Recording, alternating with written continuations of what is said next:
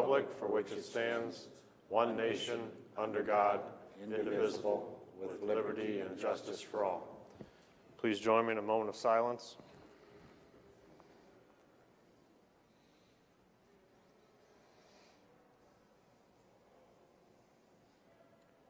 Thank you very much. Please be seated. Remember to silence your cell phones if you have them. Our first item on the agenda, labeled item 2 because we had a closed session today, is citizen concerns. Are there any concerns on an item that is not already listed on the agenda?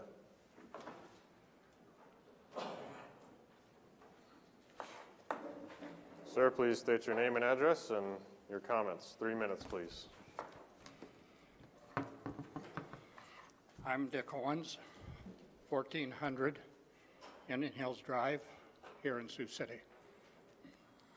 I am here, and we have some people with us representing the Sanford Center. What I want to talk to you about, as you well know, the Sanford Center has been in existence in this community 75 years. It's met a lot of challenges, and we may be facing one now. What we have begun to hearing in the last week or so, especially I have, is a lot of rumors that are coming from gossip mills and so forth. Now, that's not what I'm here to talk about. What we're here to do tonight is to offer you an opportunity. We think it's time, we're all grown people, that we have an opportunity to come together and start discussing the problems that seem to be floating around. So we're inviting every person sitting in front and every person in this area to call the Sanford Center, and the number is 252-0581. Mr. Grant's going to hand out a document that we're working on. It'll give you time to go through and look at it because it shows where we've collected data that indicates a lot of the stuff that's been stated is absolutely incorrect and wrong. And we want you to set up some time. We don't care if it's early morning, during the day, or at night. We're there to sit down and have honest conversation. And if we can't agree, we'll understand how to disagree honorably. But we are bigger than what's going on now. The other thing, we're going to invite you in. We're having a meeting at 6:15. We have parents that are coming in that are the parents of the students we serve in our outreach program. There seems to be gossip spreading, and they have become concerned, or at least some of them, that the center is going to get shut down. This is not the way you treat our citizens. So we're going to have the meeting at 6:15, and we hope some of you can get there if you're done. We're hoping news media comes because we want open conversation. And we are going to discuss the problems and where we disagree. That's what we're going to start doing in our community. Now, as we move forward in this document, if you take some time, not now, and read it through, but there are some errors because this is still in a draft copy. But on the last page, I want to point out the stuff on there is accurate. Our graduation rates are 90%. Our graduates, if you look at it, this year 57 in college, 21% working, 12% vocal, 12 moved. You don't see anybody there on welfare. You don't see anybody there in the criminal system. But when you go down, you do notice that yearly average of criminal justice involvement is less than 10.5. It should be 0.005. We normally have 1 student to 2 students that get involved with the law, but none have been adjudicated. So again, we welcome you. We look forward to your call, and let's move forward in this community and start resolving some problems. Thank you. Thank you. Yes, Mr. Taylor? Mr. Chair, if I may. We do have a 4:35 set time, just so everyone's aware. Sure. You have 60 seconds? I have 60 seconds. Okay, thank you very much. Just for everybody's public awareness, on September 26th, the Sioux Rivers region will take up mental health funding, and whether it's appropriate in the current MOU, whether mental health levy dollars are going to their proper purpose. So I would encourage anybody who has an interest in making sure that those funds are being expended really to serve all kids, which is what this is all about, to attend that September 26th meeting, and then to put to rest some of the rumors lately there's been talk of a cut in funding that has displaced one of the Sanford Center workers that is no longer working in one of the middle schools, and that would be an opportunity to hear the truth of that situation as well. Thank you very much, Mr. Chair. Thank you. We'll move on to item 3, which is approval of the agenda for September 19th. I'll move it. I'd move approval of the agenda. Second by Taylor. Discussion. All those in favor say aye. Aye. Opposed say nay. Passes 5-0. We are at a 4:35 p.m. set time, which is item number 11 from our public bidder. This is a public hearing and sale of property parcel, also known as 1667 and 1673 West Luna Avenue. Before we receive bids on this property, is there anyone to speak for or against its sale? The public hearing is now open. Hearing none, Mr. Chair, I move that the hearing be closed. I'll second the motion by Taylor. Discussion. All those in favor say aye.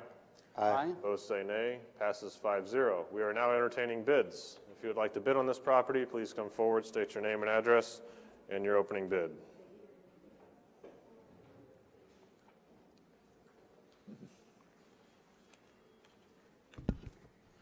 Mr. Chairman, Graham McGaffin with the Nature Conservancy in Iowa.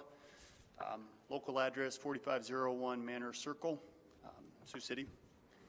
And to make sure I'm correct on the appropriate bid, I have including fees, recording fees, which I don't have memorized, but $511. That's plus recording fees. Including, yes, sir. Heather, is that correct? Pat? I have 11 as the minimum bid, and then 22 for the recording fee on top of that. Okay. So that is your opening bid. Is there anyone else who'd like to bid on this property? Just a point of clarification, it's on behalf of the Conservancy? Correct. Okay, thank you. Going once, going twice. Move the property be sold to Nature Conservancy. What was the agency again? The Nature Conservancy. Nature Conservancy for $511 plus recording fees. Second. Second by DeWitt. Discussion. All those in favor say aye. Aye. Opposed say nay. Passes 5-0. Congratulations, sir. Thank you, Mr. Chair. We return to the consent agenda. Items 4 through 10 constitute a consent agenda of routine action items to be considered by one motion. Items pass unanimously unless a separate roll call vote is requested by a board member. Item 4 is approval of the minutes of the September 12th meeting. Item 5 is approval of the claims. Item 6 from Board Administration is approval of resolution for tax abatement for Siouxland Community Christian School Incorporated. We have in there a letter, an offer been extended to board members for tours. My wife has taken that tour with one of the teachers and says it's great. Item 7 from public bidder is approval of notice of property sale resolution for a parcel also known as 1924 Ingleside Avenue, and setting that for Tuesday, October 3rd at 4:35 p.m. Item 8 from Human Resources is approval of a memorandum of personnel transactions. Item 9 is approval of the appointment of Dr. Julie A. Briner as County Medical Examiner. This is due to the resignation of the existing one. Is there any discussion or questions here? Item 10 from Secondary Roads, Engineer Mark Nera, is consideration of a permit for use of the county right-of-way for an underground utility. This is McLeod USA Telecom. I'll move approval of the consent agenda. Second by Raddick. Discussion. All those in favor say aye. Aye. Opposed say nay. Passes 5-0. Item 12 from the County Treasurer for action is to approve funds for the purchase of a new copy machine for motor vehicle. Mike Clayton, County Treasurer. That's what I'm asking for is $2,566 for purchase of a new copy machine. The old one Died. finally gave up the ghost, as you said. After 10 years. You Oh, don't necessarily have to have a new model every 3 years. So. Well, I'll move it. I'll second the motion by Raddick. Discussion. Three bids were. Did you get one that's got cheap ink cartridges compared to? This will include a maintenance contract that includes all maintenance and cartridges. Maintenance contract currently is for 3 years is $470, which I have already in my budget anyway for the previous maintenance on the old machine. So, in fact, that's less than a half of what the old machine maintenance contract was. So. Further discussion? All those in favor say aye. Aye. Those say nay. Passes 5-0. Thank you. May it last another 10 years. Didn't hear me. Item 14 from, or 13 from the county auditor for act. Wait a second, man. Dennis has got something. He does not have the money in his budget. Would you like to pay for it potentially out of gaming revenues?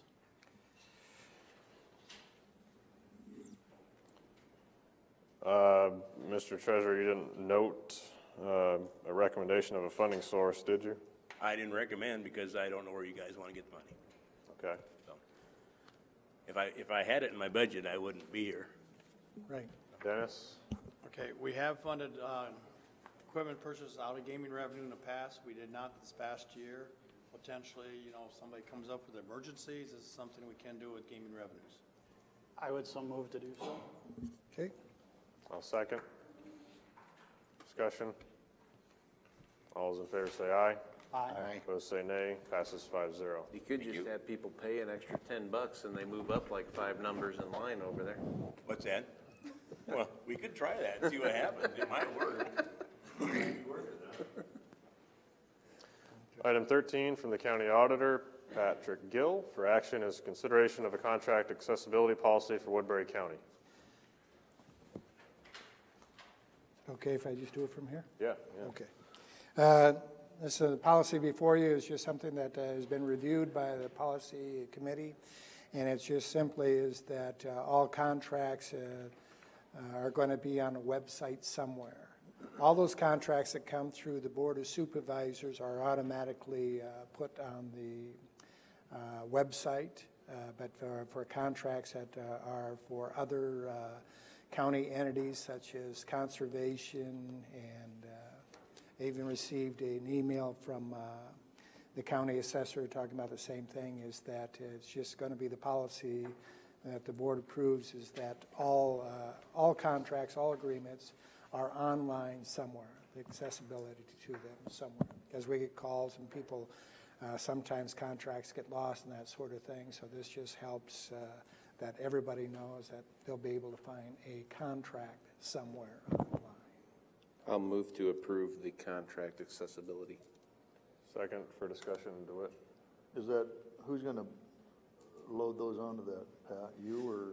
No, we do for the county website, but each individual department, if it's not something that was brought to the board, it will be their responsibility to load it onto their website.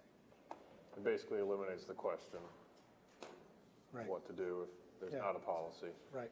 So certainly makes sense to have some sort of a policy in this regard. Auditor Gill, is it's okay that the policy in the backup doesn't have a line for your signature on the test? We can put one there if you think that would be appropriate. I'm asking you. No, the other policies that I've noticed, I think, are just as long as we have the board chair and we have the date, we can look to see that it was approved by the full board.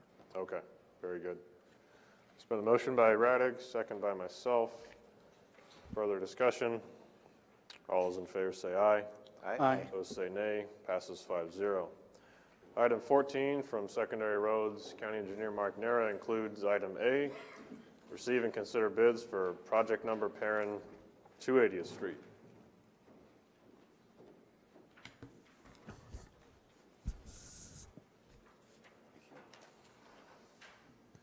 Ben's passing around bid tabs. This is for a small grading and intersection relocation project along Old Highway 141. The area had served as a borrow area for our bridge project. Property owners in the area expressed concerns about limited sight distance at the existing intersection. Everything kind of came together, the property owner donated the land for the project. And we're going to be, these are proposals now to grade that new intersection.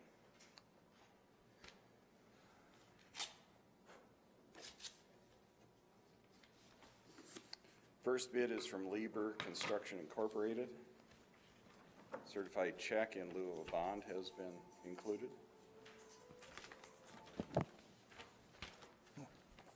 Total bid price, $112,115. 112,115.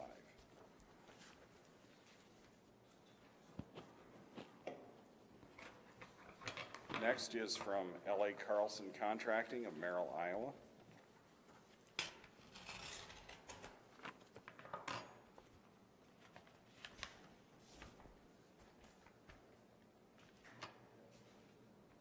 Bid bond was included.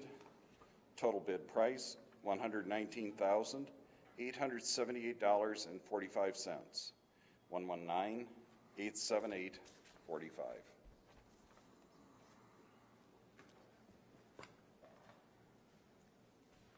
Next is from Flo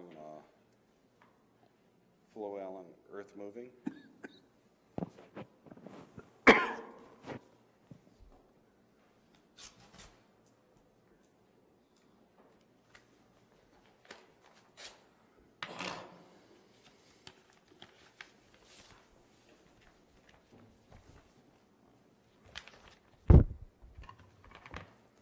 Bid bond and proposal were in 2 separate envelopes.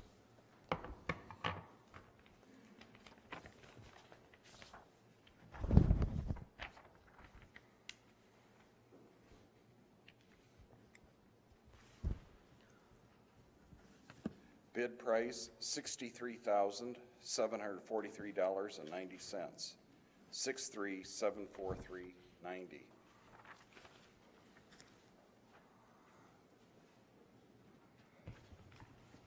We use some secondary road money to pay for that copier?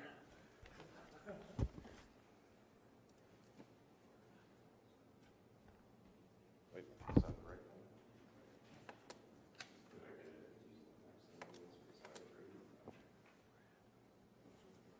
Right.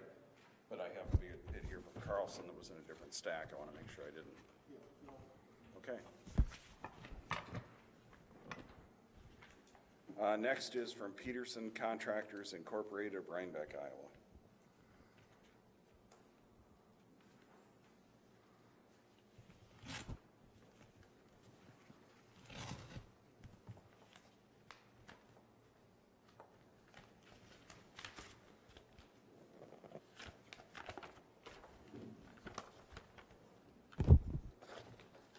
Bid bond is included.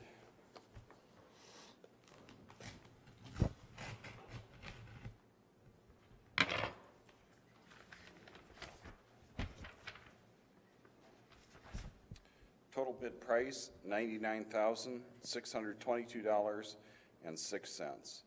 99,622.06.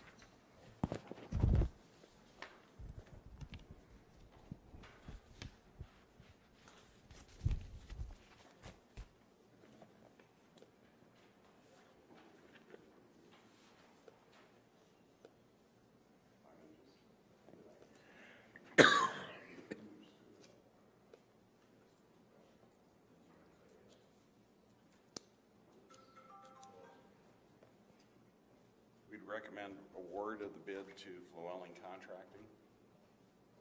I'll move it. Second. Second by Radig. Discussion on approving the low bid. Where were they based out of? Oh, okay. I knew they were in Woodbury County. I just couldn't remember if it was Mobile or Lawton. And how do you spell the name on that?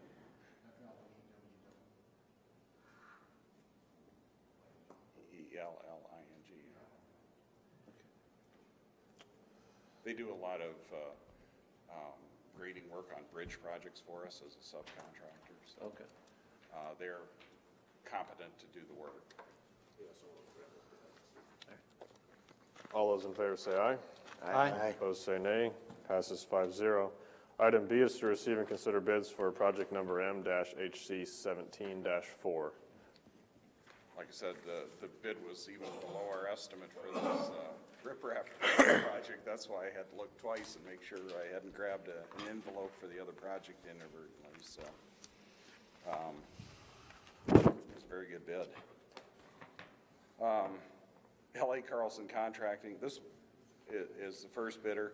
This project is to repair a Hungry Canyon structure that was damaged during the June 15th, 2016 storm event. This is just south of Old Highway 20, east of Mobile.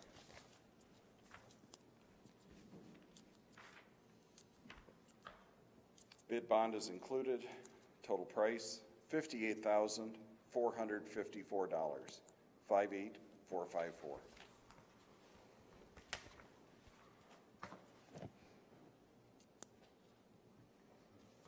Next is from Dixon Construction.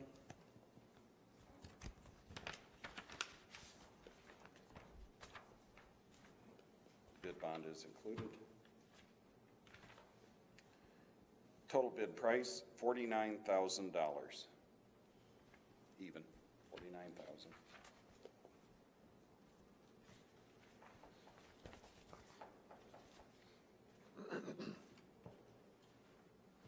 Next one is from Nelson and Rock Contracting of Ottawa, Iowa.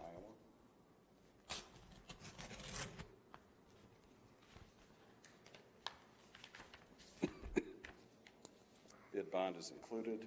Total bid price, $66,902. 66902.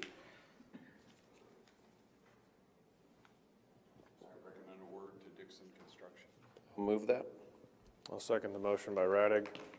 Discussion? All those in favor say aye. Aye. Opposed say nay. Passes 5-0. Item C is to award quotes for one new tractor for the Secondary Roads Department. I recommend award to S&S Equipment for the tractor. We ended up having to throw out the low bid. It did not have the required splined axle for the dual rear wheel. It would have required clamp-on duals, which is prohibited within the specification. I look at this as a major violation from the spec. We use dual wheels on this tractor when it's pulling those big batwing mowers that we use for shoulder mowing, and when we're also working on a grade, towing a sheep's foot around. So again, that was a major departure that was not available in the low bid tractor. And there's no recourse to go back once that's done in the bidding process? I talked to the dealer as to whether or not that option was available, and it is not available in the Massey Ferguson tractor. Okay. We would have to go to a 150 horse tractor. He did give me a quotation on that tractor unofficially that was much higher than the other two tractors that were bid. So Thank you. with that specification variance, then the best bid was the McCormick from S&S Equipment. I'll move it. Second. Second by Taylor. Discussion? All those in favor say aye. Aye. Opposed say nay. Passes 5-0. Thank you. This is why we go back and look at numbers sometimes, because you do run into those things, and until you get a detailed review. It's also why it took an extra week to make the recommendation on award, because we did have to run some of that information to ground and make sure we were getting what we were asking for. Thank you. We are not yet at our 5 p.m. set time, so we'll skip ahead to item 16A from Building Services Director Kenny Schmitz. This is an action item for approval of courthouse sub-basement columns emergency repair project contract. We received an estimate from Vector Construction on the repair of the piers and columns in the courthouse sub-basement. It's a time and material estimate for $21,661. Again, this is an estimate. Actual cost will be based on actual time and materials used. Vector Construction made it very apparent when they reviewed this space This was normal business for them, and they weren't intimidated by the work at all. Matter of fact, they brought some fresh ideas along with them on ways we might make the repairs and other things we might do additionally to add anodes to the rebar that are in the columns to keep them from deteriorating further in the future.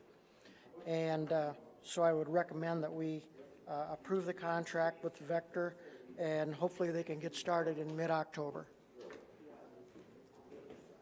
Mr. Taylor. Thank you, Kenny. So Raker Rhodes, the structural engineer, has vetted this and believes that it'll be a good process going forward? Yes, they have. Vector Construction presented their ideas to Raker Rhodes. I contacted Raker Rhodes and asked them what they thought of the idea, and they thought it was acceptable and said to go ahead and move forward with that if we'd like to. And then my second question is this contract, and I apologize if I don't see it so clearly laid out, but is it an up to $21,661? Or in other words, I know you said that that's an estimate, but is this a not to exceed? It is not. It is not a not to exceed contract. In other words, it could exceed the $21,000. What prevents it from going to 25, 30, 35? You know, I understand we all have reasonableness and we take people at their word, but really the only thing that could do that could exceed that amount is additional time and things they hadn't anticipated. One of the things that we've tried to do is look at or anticipate any things like that might come up. Building services as part of this project will be visqueening or plasticking off other areas of the sub-basement, so time doesn't have to be taken by Vector and time and money spent doing that. Also, we've moved some of the historical items off to the side in the sub-basement so they're not in the way, causing any delays to Vector. And so we're doing some things that we can do ahead of time.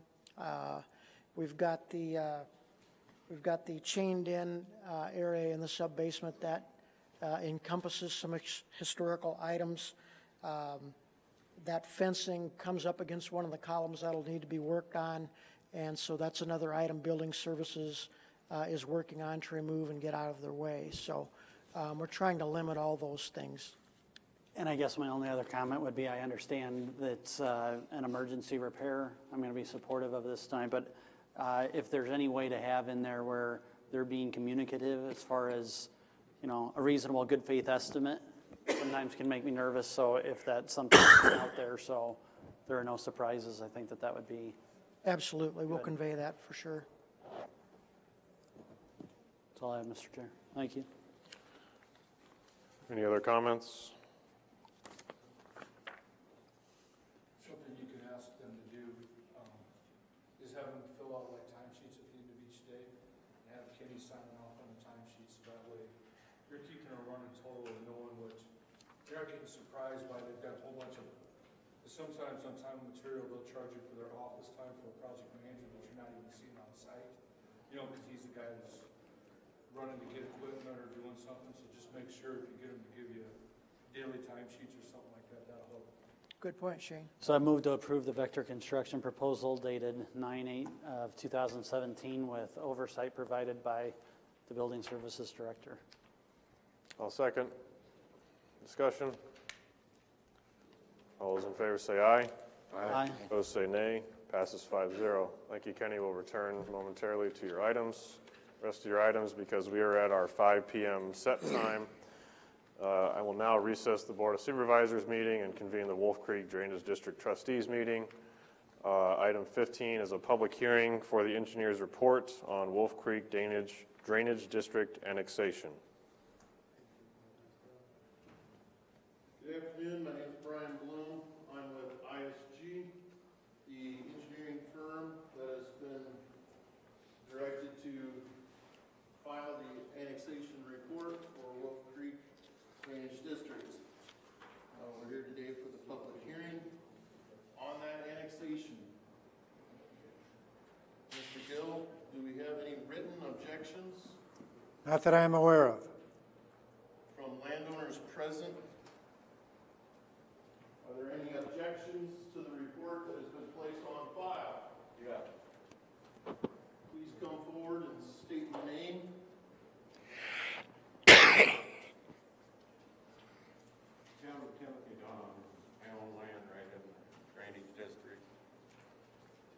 And as far as I'm concerned, I wrote up a paper here. It says,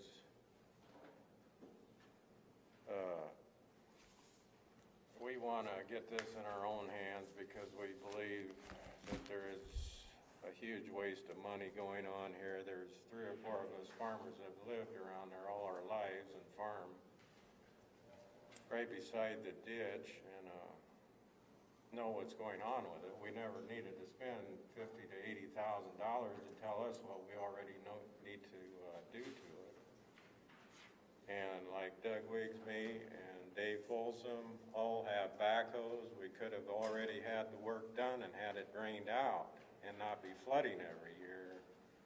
And as far as I'm concerned, all this engineering is a bunch of bullshit, waste of money, and we want to take this drainage district and take it out of the Board of Supervisors' hands and start our own district. Mr. Wiggs, Mr. Folsom, I, and Tom Worrell. So, and this is my paper. That would be your written, okay. Right. Tim, I'm going to submit this to Mr. Gill to go into the district records.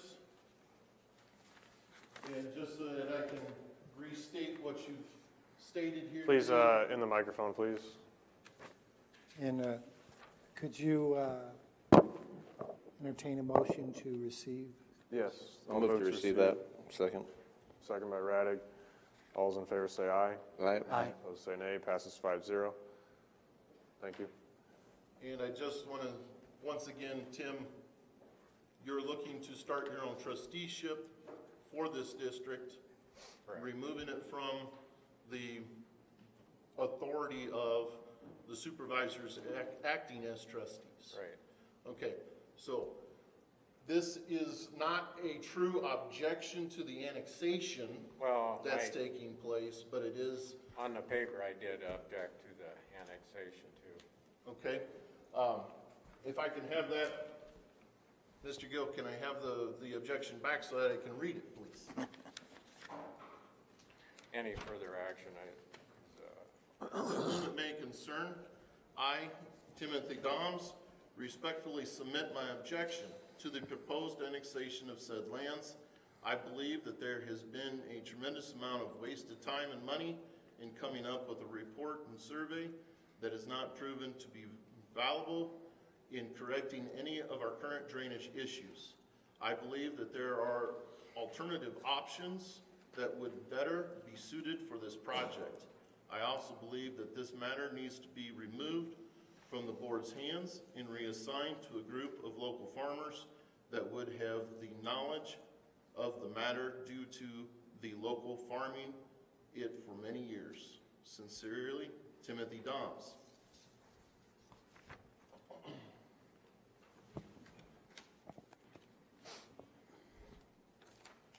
So again, the objection is to the overall annexation procedure that we're doing here. Again, this district was formed in the early 1900s. We haven't had any annexation. We haven't done anything with this district for a very long time. As a matter of fact, we've got the West Fork Drainage District to the west of Wolf Creek that has performed a straightening of their ditch. This has caused a number of acres. If you could scroll the map to the south, I would point these acres out. Of anyone with the report will be able to see that as we scroll to the south here, those lands are in section 16. And if you keep moving south, in section 21, all of those 40-acre fields there that are hatched in orange are physically west of the West Fork Drainage District. There's no way they benefit from the Wolf Creek Drainage District, and they are being proposed for removal from the Wolf Creek Drainage District. This is just one item that needs to be taken care of, whether it's the Board of Supervisors acting as trustees or the local entity landowners acting as trustees. Any engineer that takes on any project is going to want to get an equitable schedule and also make sure that those that benefit are those that are maintaining and paying for those repairs. Okay, can I interrupt you a minute? You sure can, Tim. If you bring that slide down and all that hill ground that you're wanting to take out up above it, can you bring the slide down? We're wanting to pan to the north on this map. All the laterals you go through, lateral, what is it, A, B, C, all of them are benefiting from drainage into the Wolf Creek, and you're wanting to take it out. Why is that? Okay, that is part of my presentation today, and the reason being, Iowa is a civil law state. Civil law has drainage rights to those on the uphill portion. If you have what is defined as adequate drainage, you may pass that water through the natural water course downstream to those of a lower elevation. What is the definition of adequate drainage? 1% slope. So if your land has 1% slope, you have the legal right to pass your water from your property to the lower elevation property by means of the natural water course, which this drainage district utilized the natural water courses. They maintained the natural water courses as laterals to get that water into the Wolf Creek Drainage District main open ditch to pass that water efficiently across the river bottom ground. That does not have 1% slope. So by law, Iowa Drainage Law, Code Chapter 468, we have to make sure that we follow that law and maintain only those that truly benefit from the drainage district. Again, that benefit has to be derived from lands that has less than 1% slope. So those laterals that are going in, you say, are less than 1% slope? They have more, the land that is adjacent to those laterals have more than 1% slope. More than 1% slope. So they have the legal right to pass that water through the natural drainage channel to get it away from their lands. Without paying any drainage tax? Without paying the drainage tax. Tim, I understood from the informational meetings that we had in the past that what we wanted to try and do was get as many acres in as possible. We wanted to make sure that we had the right individuals that benefited from the district paying for the maintenance of it. Unfortunately, as I got digging into it, it was that civil law portion of this that prevented me from going into the hills and including more ground, because I had greater than the 1% slope, they had adequate drainage. So if you take a look at this with any of the old district plats, you're going to see that the assessment boundary that I have come up with is fairly close to what was originally the schedule, except for those areas that are hatched in orange and the area that is west of the West Fork Drainage District when they straighten that channel. Well, what about my land? My land, the river is so silted in and so high, my land does not drain into the West Fork Creek anymore. It drains over into the Wolf Creek, it drains into the West Fork. Okay. You know? Well, so what's the solution there? The Wolf Creek actually is a very unique district. And it's unique in the fact that not only is it providing drainage benefits, but it's also supplying you with flood benefits. There are levees on this facility in the southern portion of it. Those levees are protecting lands from flood events. Yeah, well, not too good. It flooded 3 years in a row. I'm all of my land. I understand, Tim. I understand that. I do know that it is flooding, and I understand the weather that we've been having. We get a lot of large rain events. Well, it needs cleaned off way above where the levee starts, and that's where it's flooding. You're not gonna get the water back in the creek once it's out. And again, now we're starting to talk about what needs to physically be done. Yeah. We're not talking about the annexation, which is what we're here for today. And again, we're trying to get it corrected so that we have the correct individuals that benefit from the district paying for the maintenance of that district. And again, whether that is the trusteeship being the board or the trusteeship being the landowners within the district, I, as an engineer, would be surprised if there's another engineer out there that wouldn't want to do the exact same procedure. Well, that's what I was To just get the gonna correct bring up. individuals. Maybe we should have another engineering firm look at it. That is definitely an option that can be discussed, and the board can make that consideration. Because I don't really believe all of it, so that's all I gotta say. And if you want to talk with me later, Tim, I'm more than willing to discuss this with you, Tim. Oh, I said my piece. Other objections? My name's Daniel Hare from rural Hornick, Iowa, and my family farms right in this area in question.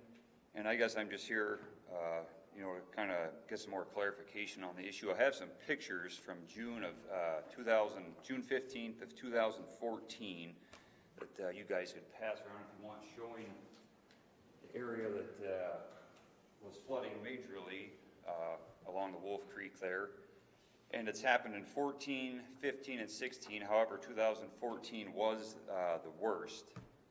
And I guess I also agree a little bit with what he said, and due to the fact that with the other landowners in the area, my family involved also, we would be more in favor of creating our own drainage district if that's possible. I know we had looked into it, but I haven't heard back from the guy that was trying to start that. He's not here right now. I believe he's out of state. So we are in favor of creating our own drainage district in the future and handling some of this work ourselves. I believe it'd be a lot more cost effective, especially for the landowners and taxpayers that are contributing to this. I understand that maybe some of the work being proposed would start at the bridge on 290th Street and start heading south. And the bridge on 290th Street is in some of those pictures. It was the new cement bridge that was put in. And that bridge, that's about where that land kind of starts to flatten off. We have all this water coming from the upper Wolf Creek Drainage District that comes out of the steep hills, and it all comes down, heads south, into this lower Wolf Creek Drainage District. And as it comes down, the land flattens out naturally. And when your land flattens out like that naturally, the water starts slowing down. You start depositing more sediments, and therefore, your creek beds fill up with sediment, and you got a lot slower water removal. So we are kind of the opinion that the work should be maybe started further south to get the outlet of the water flowing better, so that the water coming from the north can get out faster and not cause this kind of a backup of flooding problems like we saw in 2014. I believe the cost of what has been proposed right now is around $500,000, and that just seems kind of enormous to those of us that have looked this over. I believe since the 1970s, the ditch district has raised around $800,000. And if that money wasn't allotted towards any of these projects, I guess I understand that went into the general fund and was spent for who knows what else. So it's our opinion, that we've already kind of paid for this once, but never got anything out of it. I feel like there's other alternatives that could potentially be looked at as far as further south of 141. There are some government wetlands down there. I'm wondering if it would be more cost effective to use those also as flood alleviation potentially. I believe that could be done way cheaper than what we're proposing here. I believe what we're proposing here, cleaning where they want to start cleaning, would not give us, that great of a benefit, because it's only helping a short section of this drainage district. And in my opinion, the water on the south end is still not going to move out fast enough to keep this flood from happening again. So I guess what I would ask the board to do is maybe table this idea or give it some more thought before we move ahead, spend this kind of money, let some of the landowners, look into this a little further, have some more discussions and see what, you guys are actually proposing for this project. If I may, are you against the annexation as a project in general? Are you against getting the correct individuals prepared to pay for the benefits that they derive? Or are you against any proposed repairs that would be coming to the Wolf Creek? Because let me be clear, today we are not here to talk about any possible repairs. We're going to go through a whole new set of hearings, informational meetings, and then into public hearings. We're not talking about any physical repairs right now. Sure. What we're talking about right now is the annexation of lands, making sure that we remove those lands that are not benefiting and should not be paying. Sure. There's around 911 acres that need to be removed. Oh, and there are approximately 265 acres that currently are not paying that need to, because they benefit, but they're not paying anything and haven't since we started this drainage district back in the early 1900s. We're trying to take care of those homework items before we get into any projects. So I want to make sure that you and the rest of the landowners know we're not proposing any repairs. No physical repairs are going to take place. This is just to make sure that we have the correct properties paying for the drainage and flood benefits that they derive. Sure, I understand that. I do believe there, according to that map, I think some of it could be a little inaccurate. It almost looks like you guys have the place where I live on actually removed from the drainage district. And I know for a fact my water goes right down there to that Wolf Creek. So I think there could be some errors. I think it should be looked at a little closer maybe before it is moved forward. I'm also a little bit concerned about annexing and adding other land that could potentially throw, a wrench in the gears from somebody that's maybe not, involved in actually farming of the land, but their house lot or something drains there, and therefore, their taxes go up as a result of fixing these ditch issues, even though they are not using the land for agricultural use. I'm a little bit afraid of them coming in, and trying to throw their weight around a little bit and get some work done, that may not need to be done in the area in question. Okay. So I'd just like to raise that to the board, and I guess that's all I have to say for right now. And I understand what you're saying. Then let me just answer a couple of those items for you as you're thinking about them. One, any improvement project would require a remonstrance. That remonstrance would require 50% of the landowners owning 70% of the land in order for the project to be killed or objected to, and then we would stop the proceedings on that improvement project. So one individual landowner cannot stop an improvement project. You have to have 50% of the landowners owning 70% of the land. Second, if you know that your water flows to this district and you see on the map that I've taken you out, that means that your land has more than 1% slope. You have adequate drainage. By law, I cannot ask you to pay for any benefits to the drainage district because you have that adequate drainage and you're using natural water course to get the water to the facility. Excuse me. So here's the crux of my question. It seems like we're trying to fulfill a promise of what we had as a public meeting, in which there was a lot of different confusion and some cleanup that was needed before we went to this issue, which I understand is being raised today, that there's a want for more ownership. My question is this: if you're saying legally you cannot require somebody to pay, if they have adequate drainage. If they have adequate drainage, and you've identified that publicly now, but we don't fulfill or go through with this at this point, does that not give somebody a legal standing to say, you publicly identified that I'm not getting adequate, that I have adequate drainage already, as in maybe this gentleman's instance, and yet you're taxing me for a benefit that I'm not otherwise deriving? So what do we do with that football, so to speak? It can be tabled. You can ask for another engineer to review what I've done here for work. I can tell you right now that what I have done has used the state LiDAR information, which is accurate to within 6 feet and approximately 3 inches vertical for an elevation. So I've used the information that's available to us given to us by the state, flown by the state. Any other engineer I'm going to expect to do the same. And if they have the same understanding of the Iowa Drainage Code that I do and have talked to other drainage attorneys, such as Jim Hudson out of Pocahontas County, David Wollenzine out of Calhoun County, and Gary Armstrong out of Buena Vista County. Those are the 3 attorneys that I can name off very quickly for you today that I've talked to about this subject.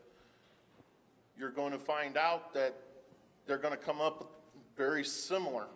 They might have 5 or 6 acres here or there that they're going to define it differently than what I have.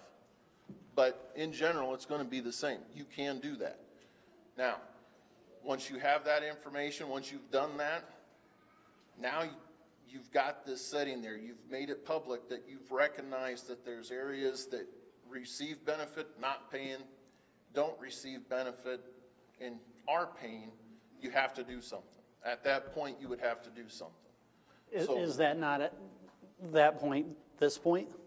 In other words, is that not right now? And I'm looking for, we're going to have to make a decision one way or another. I'm here to make the recommendation that we approve the annexation report. I haven't heard anything from any landowners that would make me say that they're being very specific about the fact that they feel like they do not belong in the district. They shouldn't be annexed in because my water flows this direction or whatever the case, they're not, I have not heard a specific request for a review of the information for an individual 40-acre piece.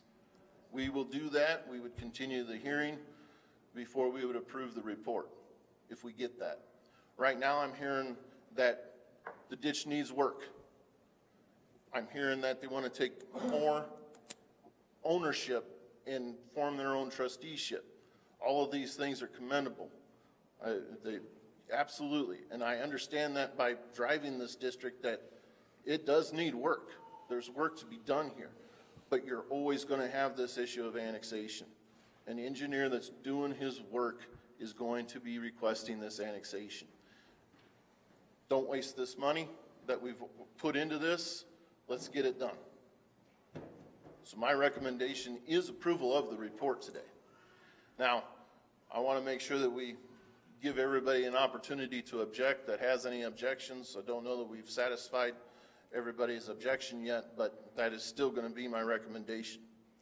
Does this board, and sorry, this is my last question, does this board risk anything by disapproving the engineer's report? Not that I have any reason personally to do so, but knowing if we do not move to annex lands that are clearly benefiting, do we risk now publicly having that out, that there's legal recourse?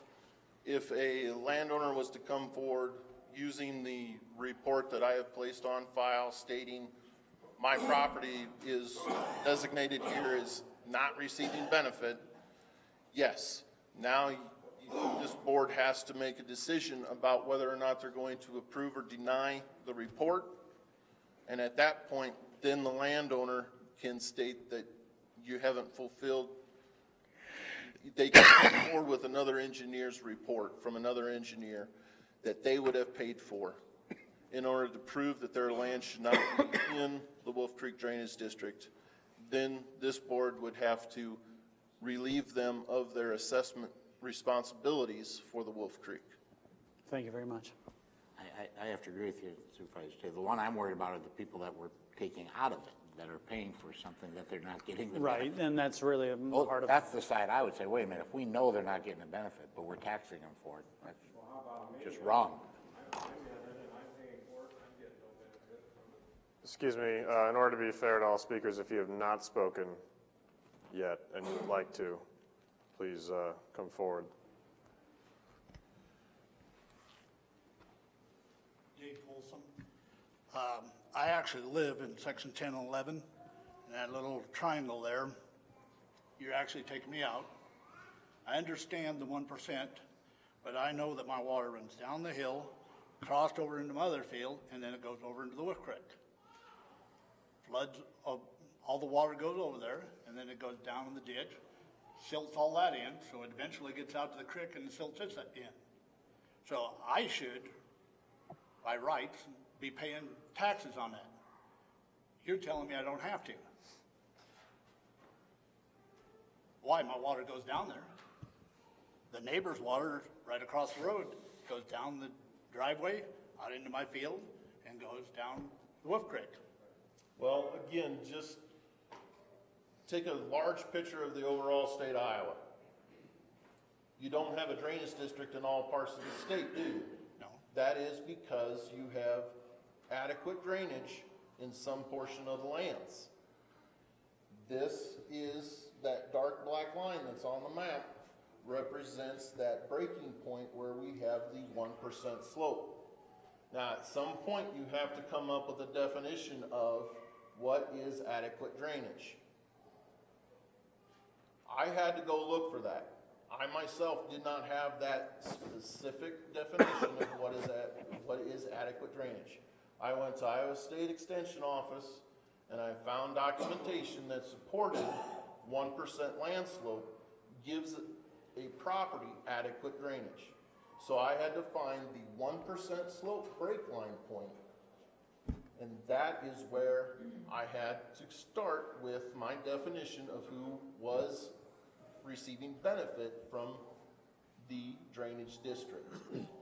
So you're telling me that if I have any kind of slope at all, I never have to worry about where my water runs. So basically, anybody that has flat ground, they're going to pay all the ditch tax. That is correct. If you have adequate drainage and your water is in the natural water course, if you have dug yourself a channel to straighten that natural water course, now we've got a whole different ballgame because you've done something different than the natural drainage. The county has come by, there's ditches everywhere. They make ditches right alongside every field, every property. They channeled it. Are we talking about road ditches? Road ditches. Road ditches. I didn't put them there. Nope, you did not. That is So correct. now the water gets channeled to it, and then it follows to wherever the tube goes, and then it drains out. So you've channeled the water.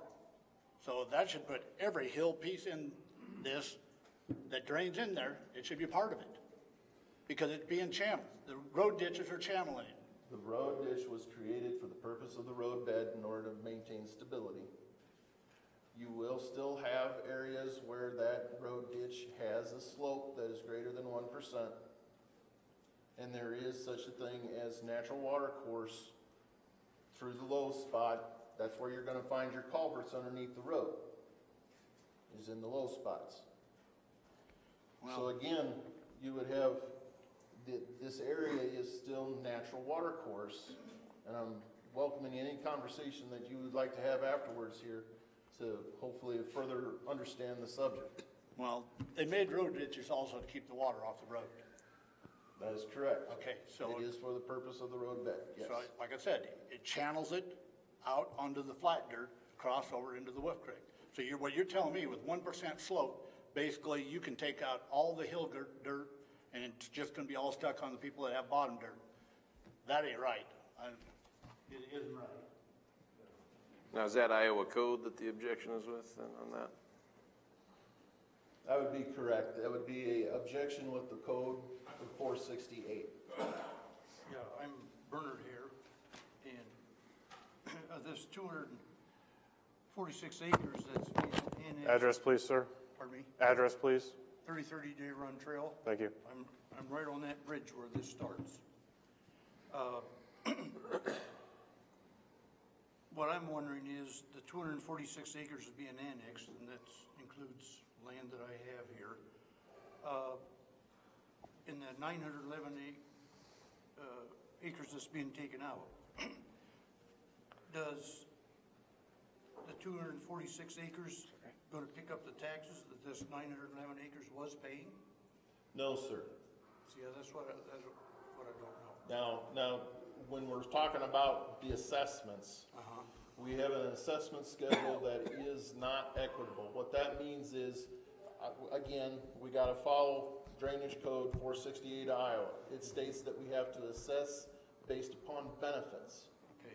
So what we have is an assessment schedule that is very lopsided. There are some properties that are paying much more than their benefit. And that is the next step that I'm going to be recommending is reclassification of the district. It's never been done. We're still functioning off of the original, just like we're functioning off the original assessment schedule. We need to get all of this evened out so that the benefits derived are how we are calculating what is paid, what is assessed to those lands.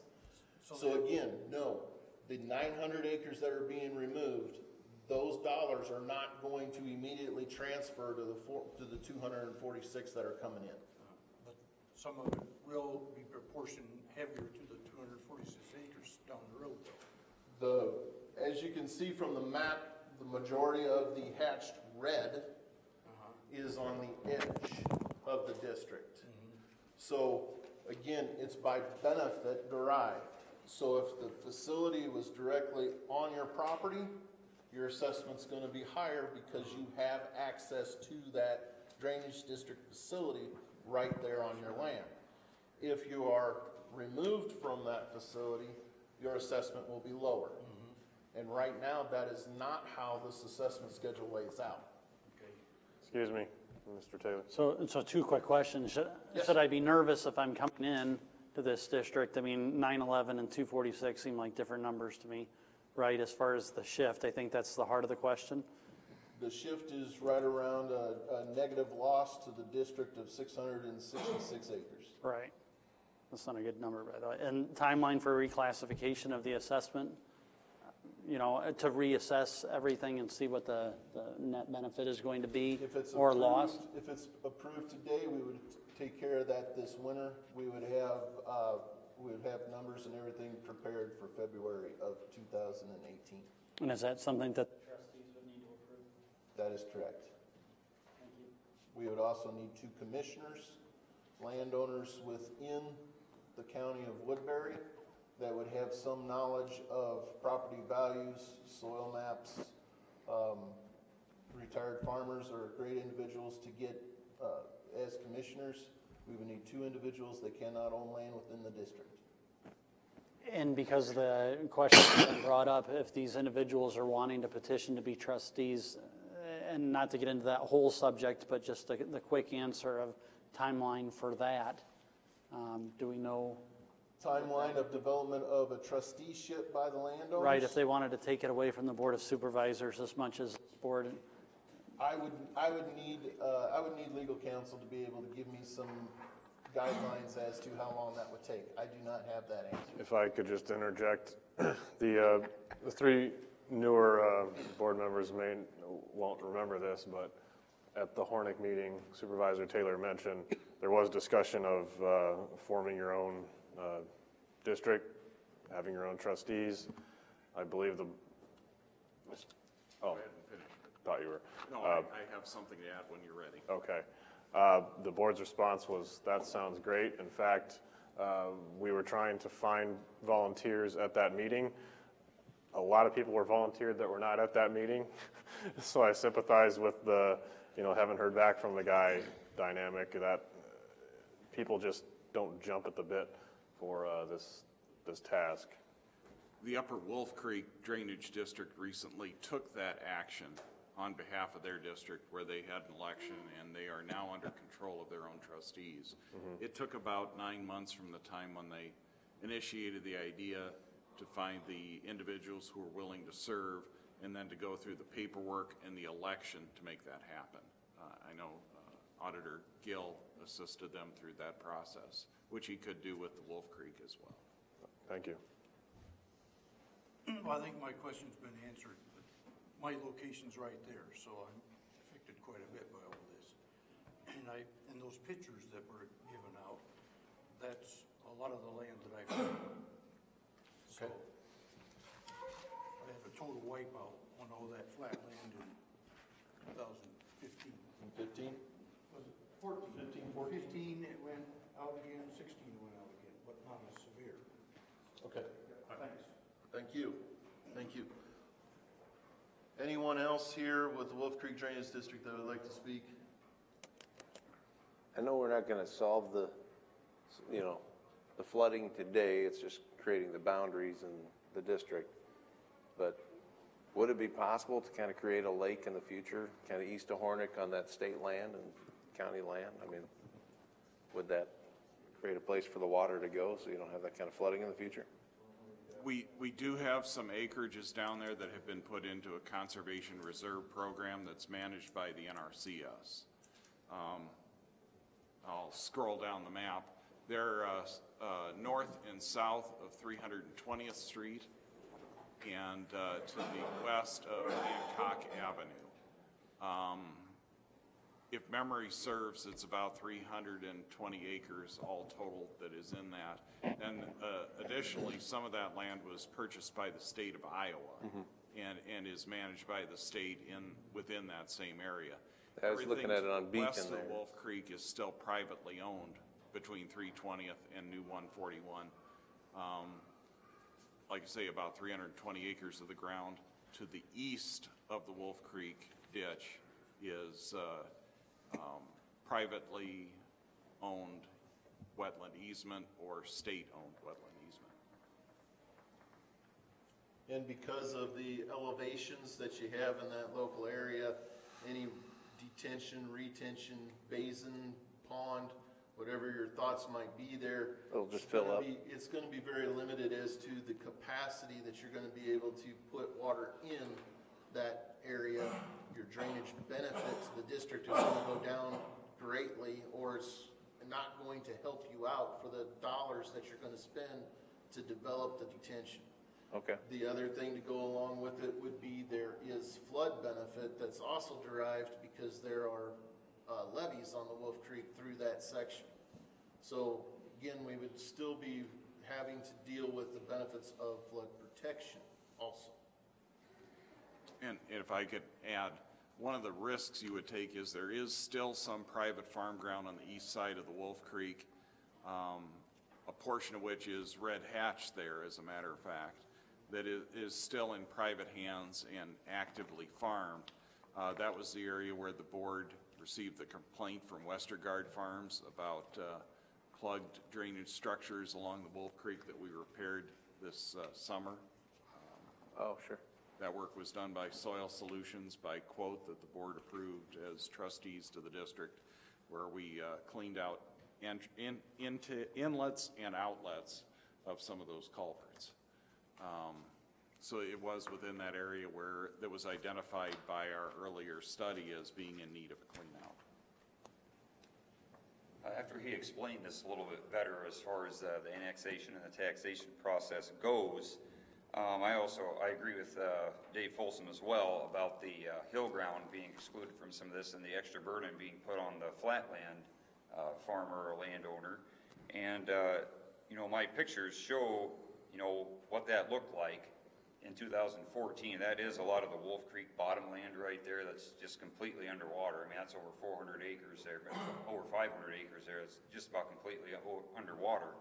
And all that water did not come from that flat land, and it didn't come out of the creek. That water came out of the hills that are right above all that Wolf Creek bottomland.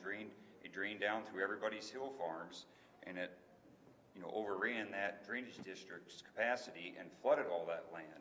So by raising the taxes on the bottom landowner, that just seems, I don't know, I know you're going by some Iowa rule or whatever you were looking at, but that doesn't seem right. I think we should look into assessing that differently, because the hill ground is the problem. That's where a lot of the water is coming that is causing this kind of flooding on the bottom land. It should not be the burden of the bottom landowners to pay the higher taxes. That just doesn't make common sense at all. Well, that goes back to Iowa code, something we're not going to be able to change. And,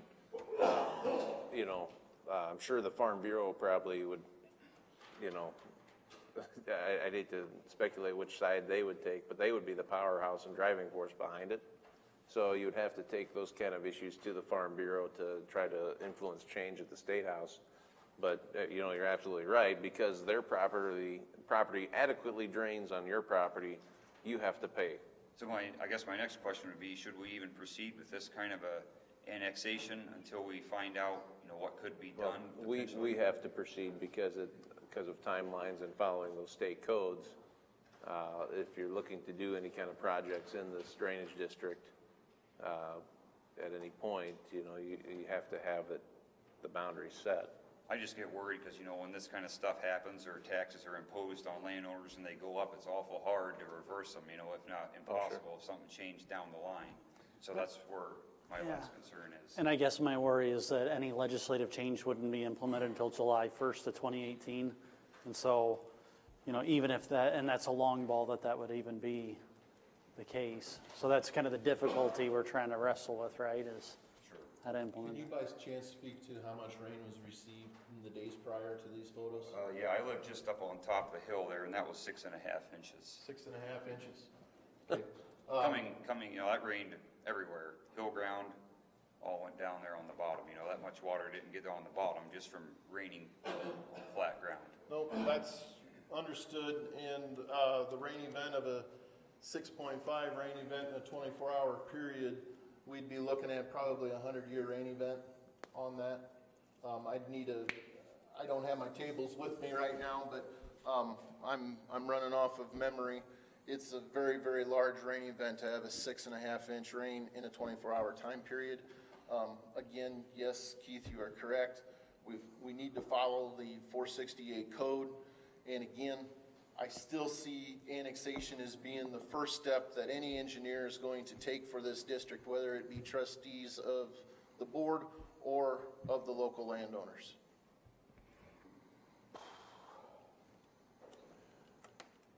Anyone else to be heard during the public hearing? Once more, sir. Yes. It was mentioned that there was $800,000 missing. Would it be possible to figure out where that went and get it back and use it? You have all these figures. We can. I know Lloyd Tresham looked into it. He looked up here for 3 days and couldn't find out where the money went. We have records that we can access if anybody wants to come and take a look at that, but we have records from when the county was formed about where money went. I'm not aware of any accusations that that money was missing or lost or anything of that nature. Well, maybe a board should be set up to check into it and see if there is some. I don't think that's necessary. If any landowner wants to come to our office, we'll be able to provide documentation of where that money went to. Any money that was assessed and levied against those ditches, collected, and where it went to, we have documentation for. Also, if I may, drainage districts by Iowa code, as long as things are functioning the way they're supposed to, a drainage district will always run in the red. So in other words, they will spend the money prior to collecting that money from the landowners. And that is the reason for drainage warrants and improvement certificates underneath 468 law. So again, if there was $800,000 that was generated for the district, then more than likely the district had already spent that money. Now I can't speak to how all of that happened. I haven't looked at the history for that particular purpose. I haven't been directed to do so. But that's how I understand the operation of the finances of a drainage district. They would always spend the money prior to asking for it through assessments. Okay, one other question. You mentioned a 100-year flood. Well, 100-year flood happened 3 years in a row, so it's not a 100-year flood. Basically, something is really wrong. Tim, I perfectly understand exactly what you're talking about. The National Weather Service has just recently upped their quantities for those storm events. So I mean, it's recognized that yes, we are starting to receive higher amounts of precipitation in corresponding years. So you are correct that we're seeing larger rain events. Well, right, but I mean, where it goes out up above 141, it needs some work up there, keep it in the channel. It needs to be levied, it needs to be dug out.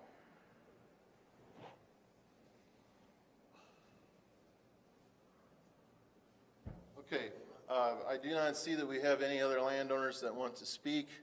Again, it is my recommendation that we approve the annexation report as filed, and we would then annex 246 acres. They would be brought in to the district, and there would be approximately 912 acres that would be removed from the district. The next step would be reclassification of the Wolf Creek Drainage District. Reclassification would reestablish a equitable schedule based upon, once again, Iowa Code 468, which states the district needs to assess based upon benefits derived by the parcels within the watershed.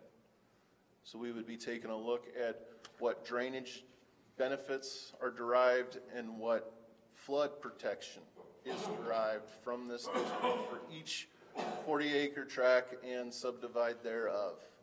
In order to establish an assessment schedule, we would need 2 commissioners. Again, those commissioners are to be landowners within the county of Woodbury and not own lands within Wolf Creek Drainage District. Mr. Auditor, we need first a motion to close the public hearing, correct? Yes. I move to close the public hearing. I'll second the motion by Taylor. Discussion on closing the public hearing. All those in favor say aye. Aye. Opposed say nay. Passes 5-0. First motion is to move to approve the engineer's report on annexation for the Wolf Creek Drainage District. Is there a motion? I'll move it. Second. Motion by Raddick, second by Potabom. Discussion. All those in favor say aye. Aye. Opposed say nay. Passes 5-0. Second motion is to move to annex such lands as recommended by the report to the Wolf Creek Drainage District. I'll move it. I'll second the motion by Raddick. Discussion. All those in favor say aye. Aye. Opposed say nay. Passes 5-0. Third motion is to move to remove such lands as recommended by the report from the Wolf Creek Drainage District. I will move that. Second. Motion by Raddick, second by Potabom. Discussion.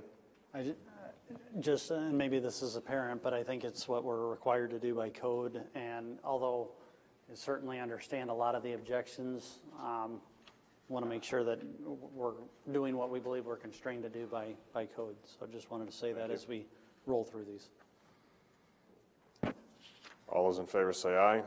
Aye. Opposed say nay. Passes 5-0. Fourth motion is to move to direct the engineer to assist with identifying commissioners to assist with classification of benefits to each annexed parcel in the district. I'll move it. Second. Second by Raddick. Discussion. Do those have to come back then before us, or you just identify who those are? Which engine? Identify who they are. I will bring the information to the board for filing, and then we'll move to another public hearing on reclassification. So you're the engineer we're directing here? I would be the engineer that you would direct to perform the reclassification. That is correct. I helped him identify a couple landowners who are outside the district. Okay.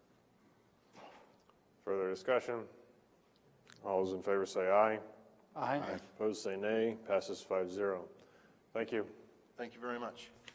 Thank you all for your participation and input into the public hearing. We'll now adjourn the Wolf Creek Drainage District Trustees meeting and continue the Board of Supervisors meeting with item 16B from Building Services. This is an action item, approval of CMBA Courthouse Needs Assessment Contract high lift fee to reallocate to exterior terracotta eyebrow structural repair design. In the original exterior courthouse needs assessment, the contract with CMBA, we had $10,000 allocated for a high lift. We did not utilize those funds. We were able to utilize the high lift that we had already on site working on the courthouse windows. and so we didn't expend those funds. However, CMBA Architects has proposed to reallocate those funds to the exterior terracotta eyebrow problem that we have, and to design repairs associated with the eyebrows. Building Services thinks this is a good reallocation of funds and requests that approval. It's an expensive eyebrow lift. This is just the design for the eyebrow, and the cost to repair could be quite extensive, yes. And then you'll really raise your eyebrows. Right. Is there a motion? Move to approve. I'll second the motion by Taylor to approve the CMBA needs assessment fee adjustment dated September 10th, 2017. Discussion? All those in favor say aye. Aye. Opposed say nay. Passes 5-0. Item 16C is approval of HVAC Project 1 Automation Controls HVAC Improvements. The item before you requests approval to seek bids for the courthouse HVAC automation project number 1. Project number 1 includes control improvements through the courthouse basement, first floor, second floor, floor 2.5 and 8th floors. As you'll remember, we originally had set the courthouse HVAC automation project as one project, and our engineer working on the project ran into several issues and recommended that we split the project up into 2 projects, which you're now looking at items C and D today. We are requesting a motion to go out for competitive bids and set hearing dates and bid opening dates. I'll move to see competitive bids for the Courthouse Project 1 Automation Controls HVAC Improvements. I'll second it. Second by Raddick. Discussion. All those in favor say aye. Aye. Opposed say nay. Passes 5-0. I'll move to open competitive bids for, set that for October 24th, 2017 at 3 p.m. in the Board of Supervisors office. Second. Second by Raddick. Discussion. All those in favor say aye. Aye. Opposed say nay. I'll move to set a hearing date for October 31st, 2017 at 4:45 p.m. at the Board of Supervisors meeting. Second for discussion. Second by Taylor. So just to kind of get a once-over as far as funding, this is a 2017 CIP project, and I know that there's some flux in this. What is it going to and from? I know we're looking for competitive bids, but what is that total allocation potentially changing, or? The total allocation estimates originally, we had estimated CIP allocations for around $850,000. Again, as we always do our CIPs, they're just kind of a projection. We are projecting the combined project HVAC 1 and 2 projects together could be closer to $1 million. Okay. Thank you. Further discussion? All those in favor say aye. Aye. Opposed say nay. Passes 5-0. We're on to item D, which is approval of HVAC Project 2, 3rd through 7th floors, HVAC retrofits. This again is related to the courthouse HVAC project. This would be number 2, which would encompass floors 3 through 7. This additionally has additions of equipment that would be installed on all 3 of those floors. It would require that we remove the ceilings in those floors to complete the work. So it is an extensive project. This probably would encompass approximately 6 weeks per floor to accomplish. Again, it's much needed to improve creature comforts and control of the HVAC systems in the courthouse. There's only one way to do it, just to do it. Correct. Any discussion on this item? Again, there are 3 motions. I'll move to first see competitive bids for the courthouse HVAC Project 2, quote HVAC 3rd through 7th floor retrofit. Second. Whoa. Discussion. Second by Taylor. Discussion. The chilled beam technology used here, are there multiple vendors that would be able to bid on something like this, or is it fairly specialized? I believe multiple bidders could competitively bid on this. Shane, if you'd like to impart any additional comments on the bidding process of that. On the chilled beams, there is multiple bidders that could bid on the chilled beams, with one exception. We have some custom areas that cause them to be custom size, custom built. Not every vendor has that, so there's only just a couple that can do the custom part of the things. Everybody else just has a box they want to sell you. That unfortunately doesn't fit some of the beams that we have upstairs. Okay. Thank you. Thank you, Shane. Say aye. Aye. Opposed, nay. Passes 5-0. I'll move secondly to open competitive bids on October 24th, 2017, at for 3:15 p.m. in the Board of Supervisors office. Second. Second by Raddick. Discussion. All those in favor say aye. Aye. Opposed say nay. Passes 5-0. I'll move thirdly to set a hearing date for October 31st, 2017 at 4:50 p.m. at the Board of Supervisors meeting. Second. Second by Raddick. Discussion. All those in favor say aye. Aye. Opposed say nay. Passes 5-0. Item 16E is for action approval of the sale of the Prairie Hills chiller to Dunwell Heating and Cooling for $10,000. Long time coming. Now we can buy that copier. It's not often I bring good news to the board.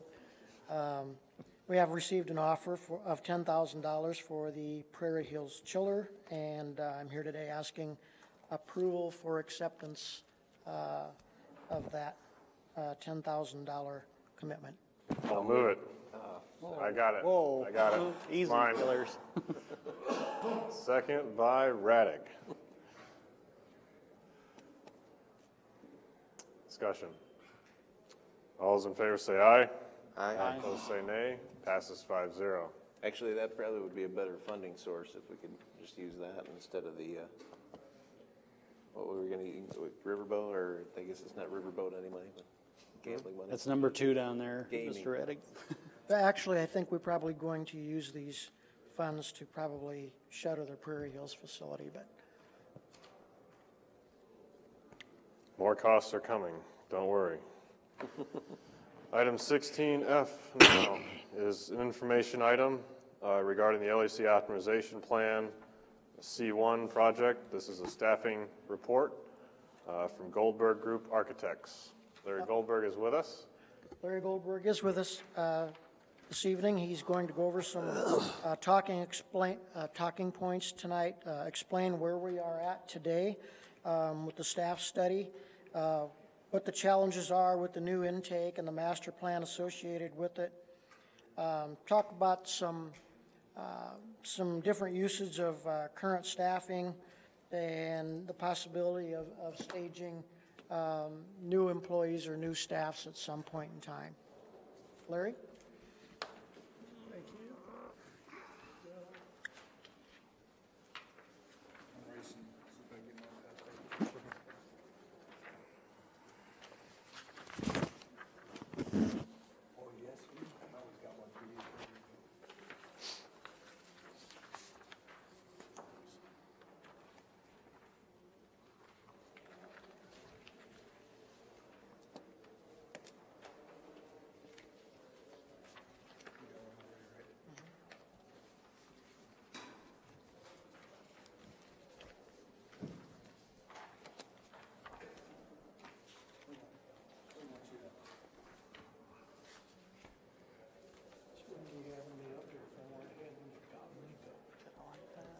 I need more paper.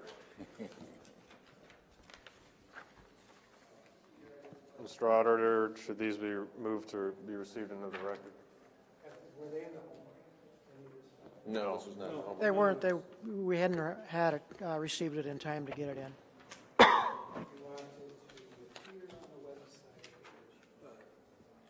This, just so, say this out loud, the Word documents, Ken, the piece I handed out, you should not put that on the website, in my opinion, because that's part of the blueprint of the inside of the jail. Yeah, the diagram of the jail should not be.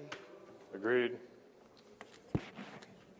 You don't put all the little vents and stuff on the website? Does the board like to receive the memo and staffing analysis of the record? I'll second the motion by Taylor. Mr. Auditor, these two documents. All those in favor say aye. Aye. Opposed say nay. Passes 5-0. Thank you. Please continue. You can get those to us in electronic format, those documents? Yes, not a problem.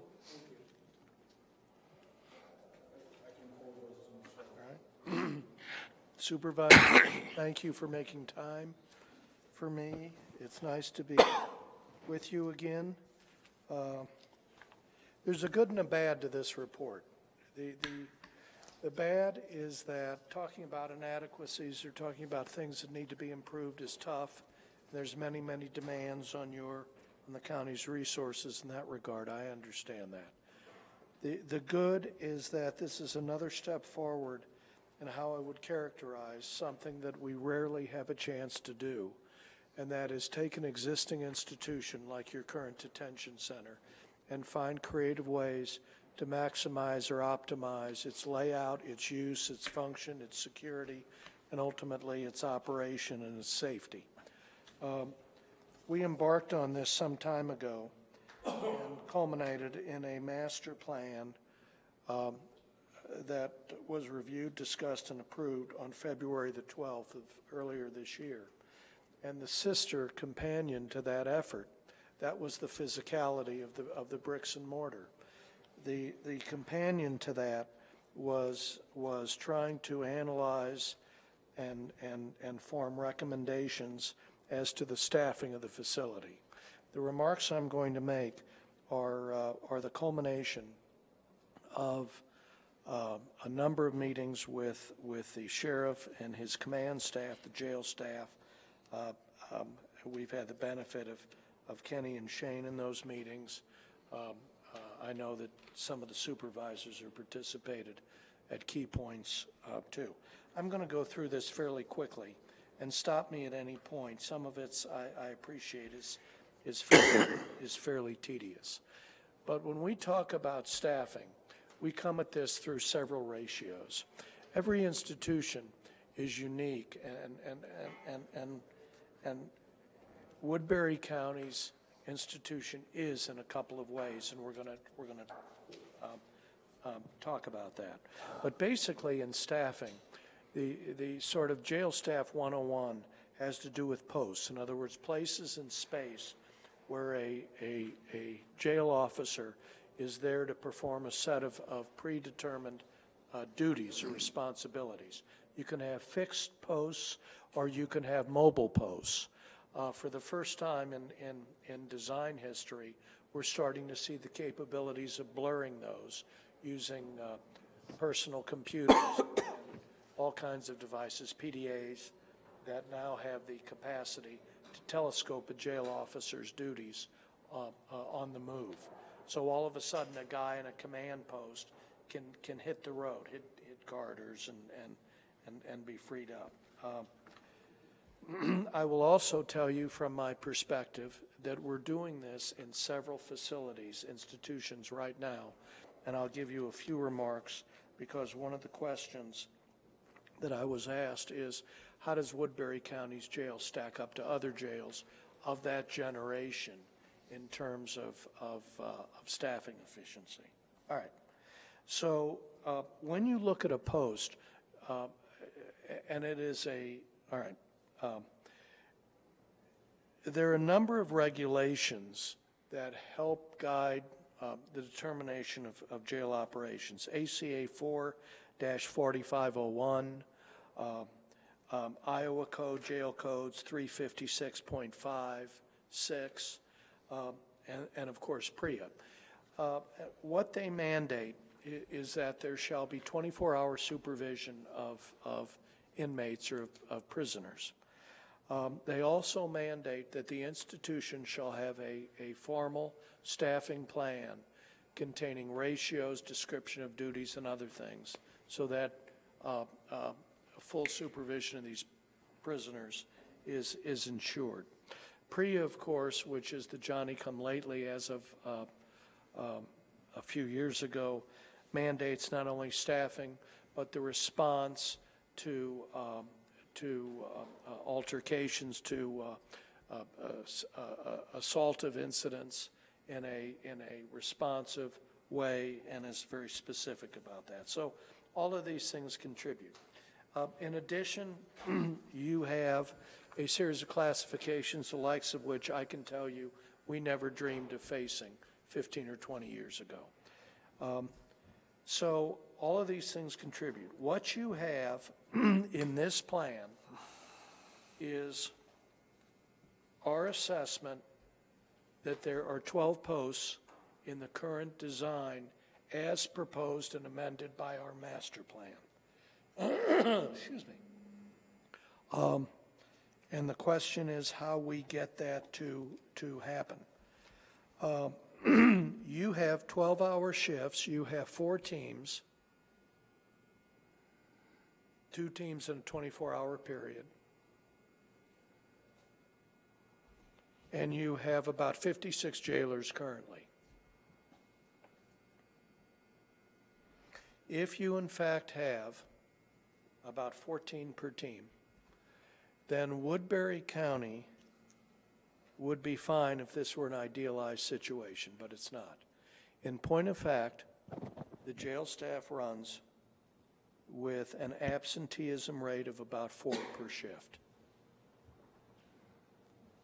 Now, I want to be careful about my terminology because use of the word absenteeism is a more negative connotation than I mean. The fact is in today's world, you've got all kinds of reasons that a jailer isn't there. Certainly injury, illness, military leave, sickness, bereavement, training, certification.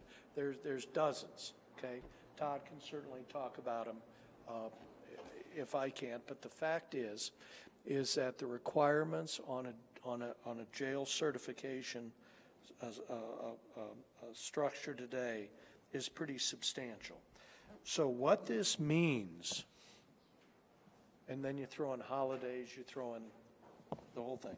What this means is you arrive then at what we call a peaking factor. And what that is for every post, there's a ratio you use, a multiplier, an extender, to cover that post adequately 7 days a week, 24 hours a day. In a smaller institution, it will range somewhere in the 4.75 to 4.85, okay? In a larger institution, it will range about 5.15 to as high as 5.35, with an average being around 5.25, 5.25. So what it means is that for every designated post, you have 5.25 bodies to cover that, okay? And the reason this is significant is because I came at your staffing from 2 different directions and arrived at the same conclusion. One is if you take 12 with a peaking factor of 5.25, you come up with about 63 or 64 jailers, or a shortage of about 8.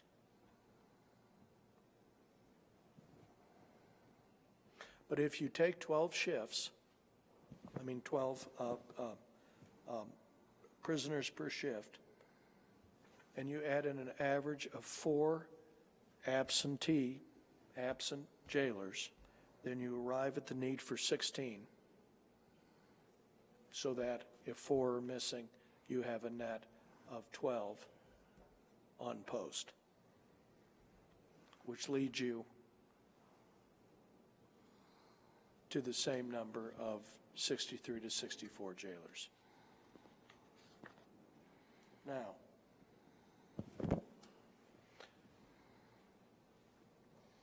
In another county in Missouri where we are embarking on a renovation master plan, they may actually end up needing a new facility. It's a little early, but we just finished our staffing analysis, and you'll be interested to know for 240 to 260 beds, we have just recommended 62 to 63 jailers.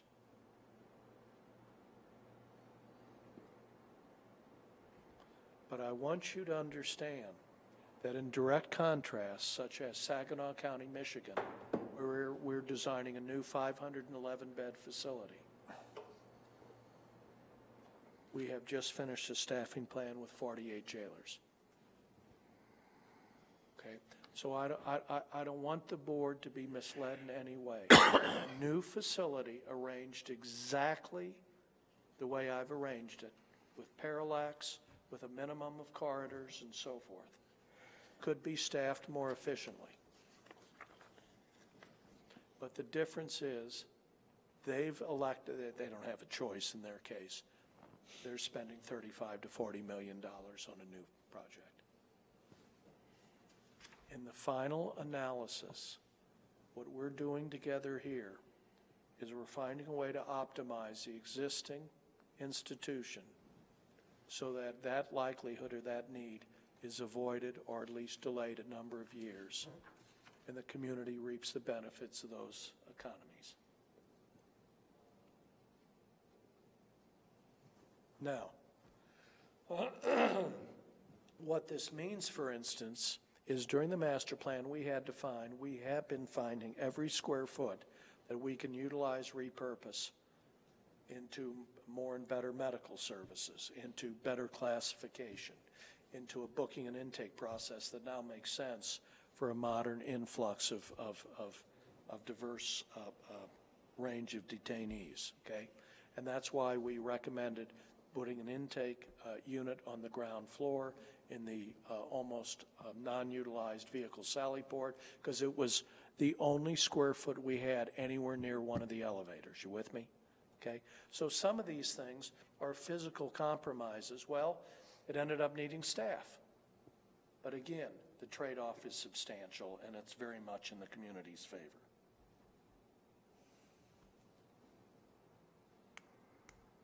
So our recommendation in summary is that 8 jailers be added. In terms of timetable, we would certainly recommend that 3 jailers plus non-sworn intake clerks, if that's the option the sheriff and supervisors agree upon, or the 4 jailers for intake, be employed approximately 5 to 6 months prior to the completion of the intake unit so that they have time to train and be certified. Mr. Taylor. I'm not sure you knew how I wanted to speak, but I appreciate it. Thank you very much. So if I can just give a response, because I've been on the LAC expansion. So I think first off, when we started this whole thing, one of the absolute keys to the whole thing was the closure of Prairie Hills. That's, for all practical purposes, gone away. We just sold the chiller. We have the benefit of not spending over $1 million in waste over the next decade, and we were told we could never do this. The past boards, by others, we've done it, and we're standing up a training center to fulfill a promise at this time. I think we ought to take that win, and that's a great thing. Look at that. We talked to taxpayers about, so we take that approximately $1.2 million and we put it into the LAC expansion. Since that time, we identified a whole host of other issues, right? Need for greater classification, the intake area, the HVAC needs that both jailers and the sheriff have identified as needs to have more consistency, and a modernized kitchen facility as well. My issue is I don't disagree with the staffing analysis or study. We trust, I think, the people that we've hired as experts as well as the sheriff's office staff to be able to make that case. My issue is doing so in the middle of the year and doing a budget amendment halfway through the year that would most likely end up as a tax increase.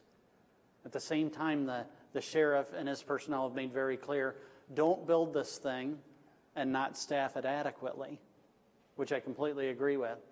And so what I think needs to happen is that we need to look at this project, and I'd like to bring forward an idea next week about the potential of delaying implementation so that we can go through the budget process and potentially staff this adequately. I just don't know that we can do it tomorrow at a cost of nearly $500,000.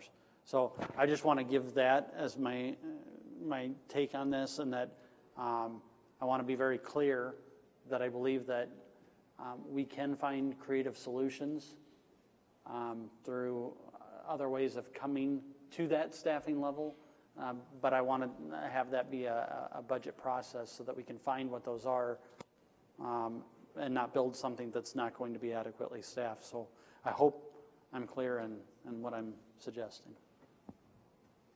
Thank you. I think that was clear. I think you all ought to be recognized for, I mean, I hate to keep saying this, but for a guy that's done 287 justice projects, I can tell you on two hands, I've been able to renovate an institution like this. The rest of the time you throw up your hands and you say it's too far gone, it's too far this, it's you don't have the ingenuity, you don't have the opportunity. I think the fact that we're doing it, that this group is finding one, talk about creative solutions, it's been one creative solution after another since the day I walked into Woodbury County.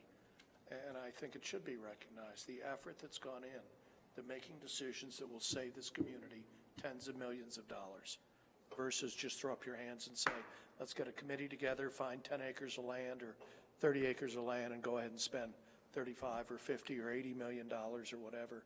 I just came from New York where they made the decision they're not going to spend up to 50 million, they're going to spend 100 and something million on an institution. I mean, that's wreckage. And you all have avoided any of that kind of thinking, and I think it ought to be recognized and applauded. As to your other comment, Jeremy, my concern is costs continue to go up. Mm-hmm. We all recognize it, and we'll just have to deal with that at the right time and responsibly, and with their guidance, we will. Well, I think you can still bid out the project, just maybe delay the construction 2 months so that it coincides with budget time.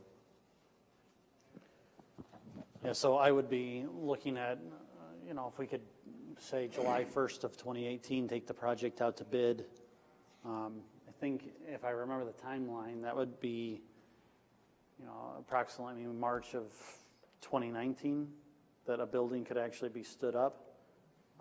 We would want to allow for time to be able to bring staff on ahead of time to be able to allow those months that we were alluding to earlier that they would need to be trained.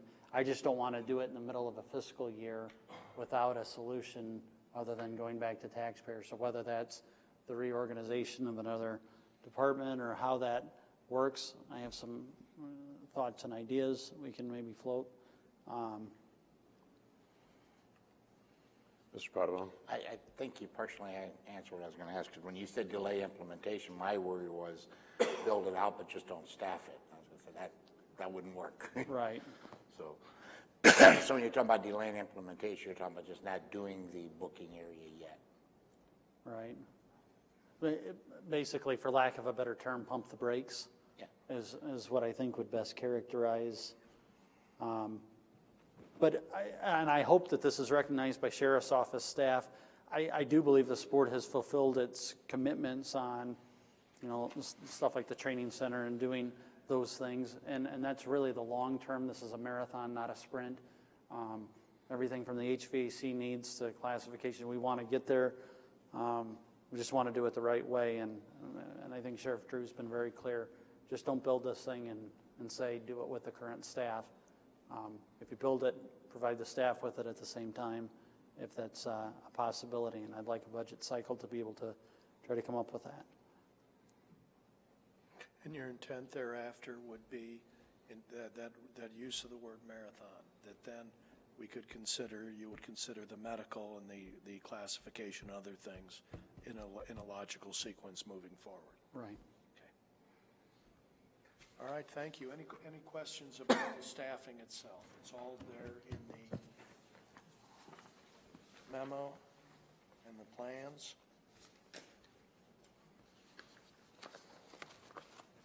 All right, thank you. Thank you. You know, I guess, before you sit down, As you- it showed we had 57. Excuse me. Why don't you give these back as long as you didn't receive those? Sure. It shows we had 57 jailers. Your recommendation was go up to 64. Would that not be adding 7? And if we followed that 5.15 going down to 62, could you potentially get by with just adding 5 jailers? Can you grab his map? Let me, I'll get so right now there is three shifts that have 14 on them and one shift that has 13 on them. So that adds up to 55. There's 57 on that list, but there's two of those people are at Trop La Hoyt. One is Don Groves that's out to Prairie Hills, and there's one more person, and I forget where that person is, but they're not actual jailers, they are jail staff, but they are assigned somewhere else. Gotcha. So the 14, 14, 14, and 13 add up to 55, so we need 8 to get to 63.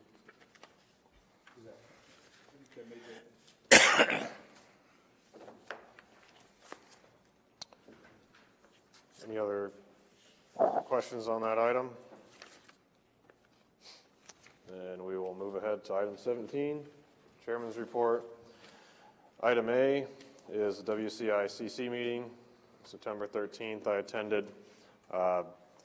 Big news there was, of course, the migration to Microsoft Office, essentially complete. Different entities, city, county, sewer and district health, and IT, been utilizing online training in order to have a seamless transition. That is a very well-run organization, I think, and always a good testament to the partnership between the city and the county. Item B, Simcoe Executive Finance Committee, September 14th, I attended.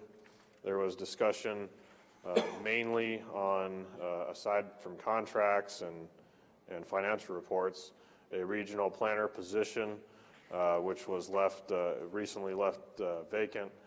There's discussion, and there was a 1-month tabling on whether or not to proceed with rehiring for that position. It was also floated as far as finding an individual able to fulfill a director-level position with Simcoe. Item C, the Siouxland Chamber Annual Dinner that the board attended on September 14th. We heard, of course, from the keynote speaker, Robert O'Neill. After a long night, we got to the speaker, and very impressive and humbling. Board members, any comments? And most of you had to hear, I'm sorry I had to leave slightly early. My nearly ready wife was ready to go. Everyone will understand that. I thought it was a good changeover of leadership there on the chamber board. You know, we've got,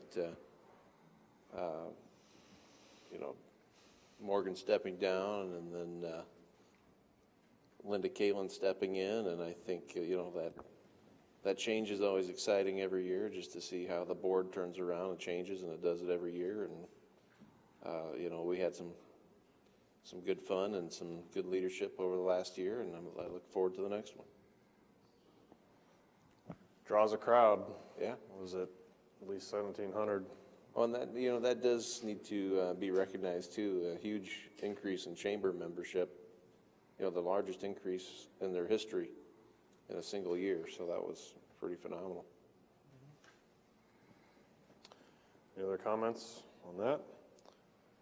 And item D is the department head meeting I attended with Supervisor Taylor, September 18th. We discussed, it's in your agenda backup materials as far as the agenda itself. We discussed some good news, something called TrueSpeak the county pushes out to department heads. We had 100% of our directors comply with the requirements there. Secondly, we had a United Way employee contribution campaign, guests with us, and sort of a kickoff, if you will.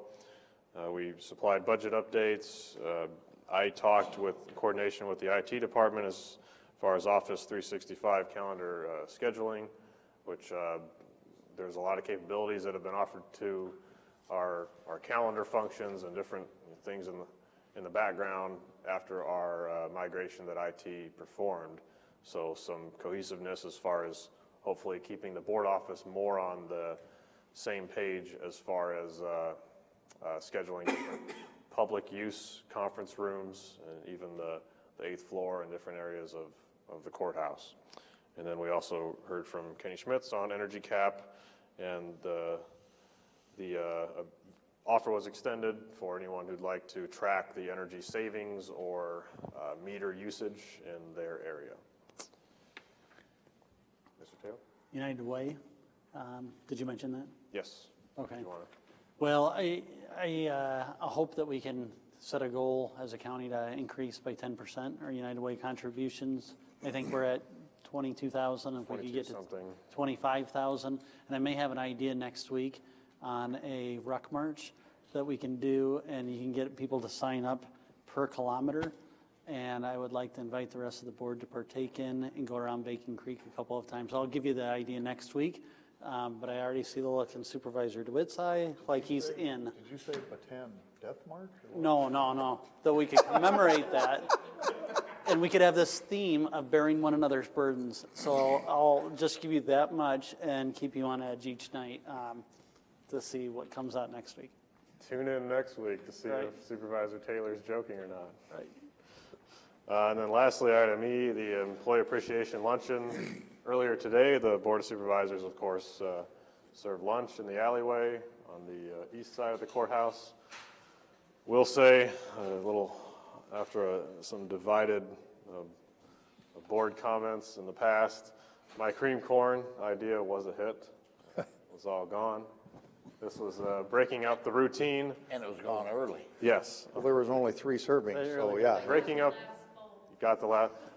the routine of, hot dogs are a staple. We understand chili dogs for something like this, a cookout. Special thanks to Dennis, by the way, for grilling, Karen and Heather for helping with the utensils and serving and everything. Now, you took credit for the cream corn. Yeah, I want to know where that actually goes. I was not finished. Did you make the cream I was not finished. Renee, Building Services, made some great cream corn, which I knew was coming, which is why I championed that effort.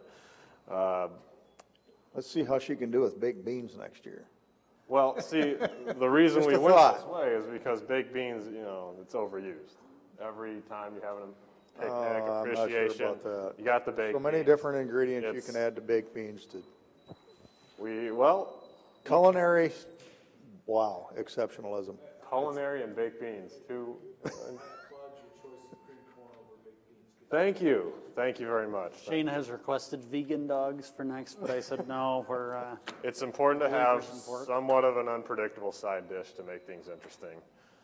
Otherwise, you just get tired of baked beans. That's the point. So next year. At your advanced age, yeah, I can see as many years as you've had baked beans, and it would just be wearing on you. Got it, yeah. Any other comments? Probably no more baked beans till Kenny gets all the ventilation system fixed in here. That was number 3, and that's your limit. Let's adjourn. Well, we made the whole rest of the downtown area jealous, all the nice cookout smells. Anyway, it's a good opportunity for the board to show that we appreciate the work of our county employees, and we do. Any other comments there? Item 18 is reports on committee meetings. It is tomorrow that I get to go to yours, right? What is that? Was it Simcoe? At least Thursday. Or Thursday? That's Are what I you meant. divining how that is going to go and giving a report? It was Thursday. Okay. When will I go Thursday? I forwarded you all the emails I have. Tomorrow night we go to landfill. Is that tomorrow night? I did have a meeting with the Conservation Board. We had a Dakin from the DOT put on a slideshow to show some of the fines they had down in the Correctionville area with the Highway 20. It was really interesting. And they're going to look at purchasing a pretty good chunk of that tree land down there. I try to keep it as natural as possible. But it was quite, and it was really good to see how they work together between several different tribes and the state and DOT, and didn't stop the project, but showed how they could all work together and work around it and preserve some of the historical things that they found. But and he showed us, it was just a short version. He said the full version will be coming out soon and it'll be released, but it was a very interesting show on it. Any other reports on committee meetings? Item 19, are there any citizen concerns? I have a couple. I just want to go along to report to you. Abby has reviewed the Book of Ordinances, and that is supposed to take place every 5 years, and it has never taken place. But so I've been reviewing the code section on it, and I'll be talking to you about how we need to do that and kind of go through how we would adopt it once it's been reviewed. There's a lot of things in here, just like kind of the shape that we found the policy manual in. And I'll talk to the chairperson about that and see what we have a plan going forward and present it to the rest of the board on how we're going to do that. But it talks about a code, I don't know, a book of ordinances or a code of ordinances or something along those lines. But we need to. It'd be a good time to do it. Then you have to do it every 5 years. But it's going to be a lot of work involved in putting it all together. So we'll deal with that. The other thing, it was a good thing. Sorry, were you saying Abby had already done it, or? Abby has already reviewed it. Okay. But that's just reviewing it. There's a lot of work involved in what needs to take place because this has gone 1,000 years. So you're saying we're in year 5 now, huh? Yeah, basically. So I'll be talking with the chairperson about that. We'll bring something back to the board once we kind of get an idea of how we're going to handle that. The other thing that I wanted to kind of go over is just to remind you, we had an agenda item where someone presented a petition just so that all the board members are kind of reminded of what takes place, is that anytime someone brings something to the board and presents it to you, you should do a motion to receive. Otherwise, anything that you get, I don't put on the website unless you do a motion to receive. And similar tonight, Sanford Center, this document, I won't put it on the website unless you're going to do a motion to receive at this point. But that's what you have to concern, is that when it's presented to you, then it becomes a public document if you do a motion to receive. And you probably shouldn't even take it if you don't do a motion to receive those documents. So if you want this to appear on the website, you probably should do a motion to receive it now if you want to. They presented that. We do it during public hearings, that type of thing. You always do that. But if someone's going to get something to you, you probably should always do a motion to receive. I thought we did do that on that. You did not on this one tonight. Well, I'll move to receive it. Okay. Second. And I'd ask to not receive it because it hasn't been, nobody's reviewed it, nobody's read it, and I see some factual inaccuracies and errors. And so I think we need to be cognizant of that as well. Have board members reviewed it? I don't think anybody has. I only had a chance to read 2 pages while they were here. Abby, what's your opinion? I'll still receive it. What's the question? Should Should they receive it? Is that? Yes. I mean, you're not, when you're saying you're receiving it, you're not saying that you are agreeing with everything that's in there. You're saying that it's accurate. All you're saying is that it is a document that has been presented to the board. That's And that will be, and what I guess I'm asking is, knowing this, knowing that there are some factual inaccuracies and things that I take severe objection to, publishing it now on a website of these 20 pages that nobody's read.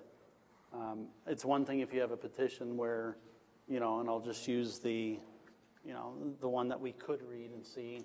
I don't know if it's wise to publish everything on a website that nobody's read as a supervisor. I don't know if that's a very good practice, if that makes sense, because there's some things in here that I think would be, objected to at the least. And I understand it's not an agreement, but I think we need to be careful of that as well. To go back to what Abby just said, though, is you're doing a motion to receive, and they presented it to you. You have the opportunity, once it's been received, you have the opportunity to review it and then put an agenda item and respond to it as you would, as you feel is necessary.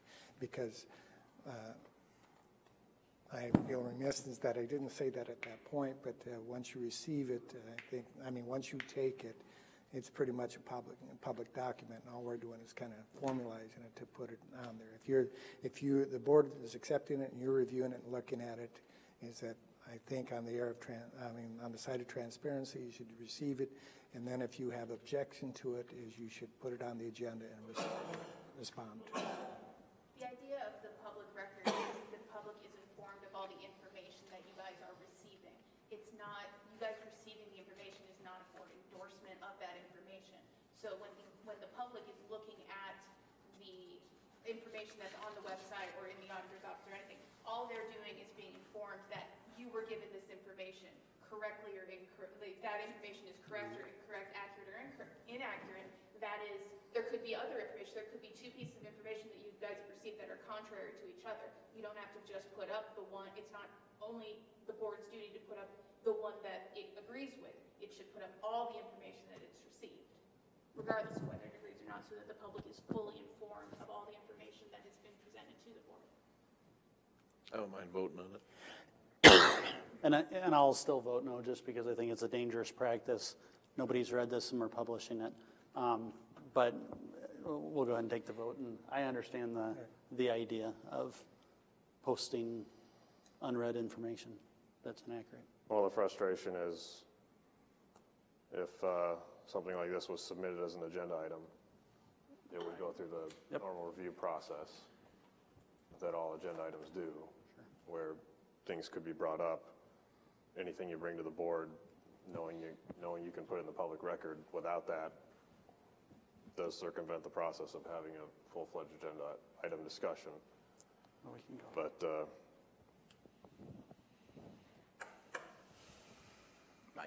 I have to agree with that. My problem is we got it, so we should show the public what we no, I understand that. That's, I understand. That's just like when people come out I'm and just talk. stating the. If we don't think they're telling us the truth, we still leave it on YouTube. We don't go back and erase it. Right. Usually have a chance to respond. Yeah. We can go ahead. It's hours late. I'm just stating the dynamic of what we all realize is happening. Kenny's got to get home and watch his soap operas, so we should probably get voting. Motion by Radig, second by Potabom. Further discussion to receive the document. All those in favor say aye. Aye. Opposed say nay. Nay. Passes 3-2. Taylor and DeWitt opposed. Are there any other citizen concerns? And I forgot to tell you is that what occurred at the hearing is that there was a petition that was presented to us, and it wasn't the original, and then it never got into my hands. I did contact Ann Hardy, who presented it to you, and she has agreed to cooperate and get the originals to me so that we can put it on the website, because there has been a request made for that petition. So. Okay. Are there any board concerns?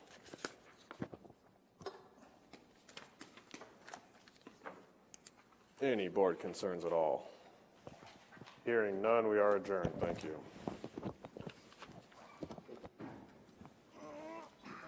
You're right, it was red all the time. I didn't know if maybe I wasn't even heard. Wow.